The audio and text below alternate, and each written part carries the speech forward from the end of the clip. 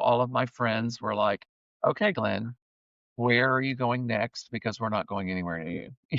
After the Oklahoma City bombing, and I remember my mother telling me, "You're not gonna be safe in New York." And I said, "The worst disaster in US history just happened across the street from me in Oklahoma City. I'm gonna be fine in New York Right? City." And then 9/11 happens just a few years later. I do remember, everybody remembers where they were and what they were doing on that morning. And I do remember it was a very clear, crisp, beautiful day in New York City, clear skies, sunny, September 11th. And I live right around the corner from the Plaza Hotel and I walk to work. So I walked down Fifth Avenue and our offices were at 43rd and Madison. So from 58th and 5th to 43rd and Madison. So I stepped out on the corner of 58th and 5th, and I saw the smoke plume that you all saw on the news from one of the towers.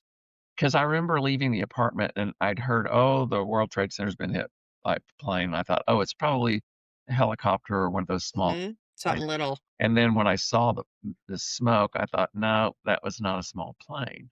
So I went on to work, I got to the office, and I just did everything normally. I stopped and got my coffee at my little coffee shop, before I went in. Mhm. By the time I got in the office, the second plane had hit the second tower, and all the staff, everybody that was in the office it was just pandemonium. And I was a partner, and I just made partner at BDO, and all of the other partners at BDO were on airplanes going to Chicago for a board meeting, the leaders of the firm.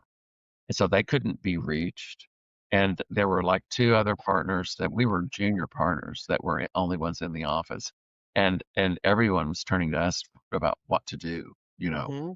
And I just immediately said, just evacuate.